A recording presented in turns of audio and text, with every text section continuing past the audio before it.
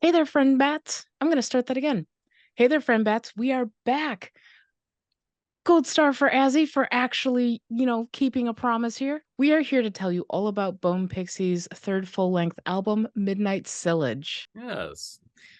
So Bone Pixie is a solo artist from the UK. It is just one member, Heather, and this is they call themselves Ethereal Darkwave.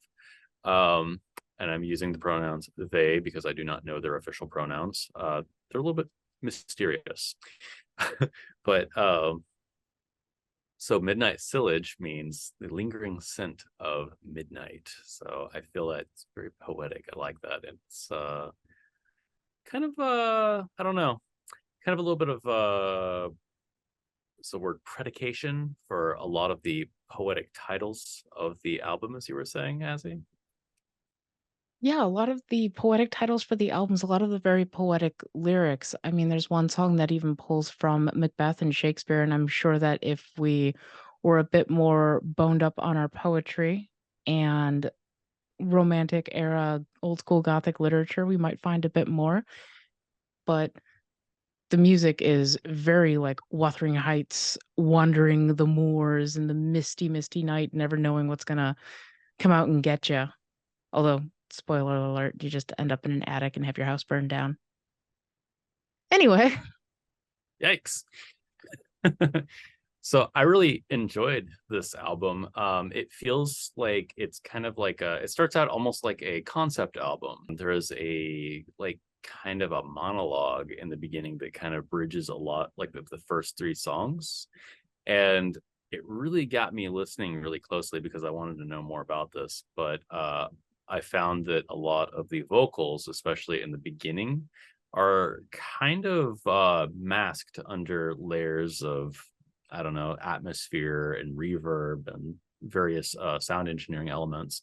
So uh, I really wanted to know more about this. It felt kind of like a puzzle that I needed to unravel, and I always find that interesting. So as a very active listener to music, this was something that I don't know, really piqued my interest.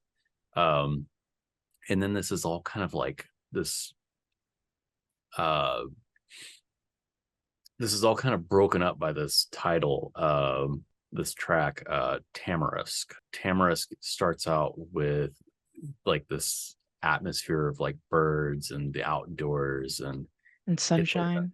yeah, it's like a break, like a breath of like a break, a breath of fresh air after like this kind of like suffocating claustrophobia of the first three tracks, where it's like there's kind of like an anxiety, like some sort of crisis that's abated or something. It's interesting.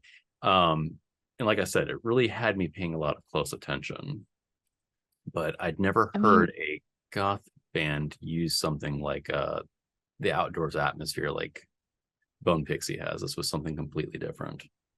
right, it was on the surface just so sunshiny and calming. Even the name of the track, Tamarisk Moss, is it's a kind of plant and it's like the ferny, mossy stuff you see in the woods that kind of looks like pine needles, but is super squishy, super springy, very verdant. It's verdant. My synesthetic brain is like, ooh, happy, pleasant forest greenness. It was definitely a break. And, then you go further on into the album and it just next song is Cause and Collapse, which is the interlude song where the album collapses from this really experimental vibe that uses sound and atmosphere and space and instrumentation to create this bleak, decadent goth, cold wave sort of aesthetic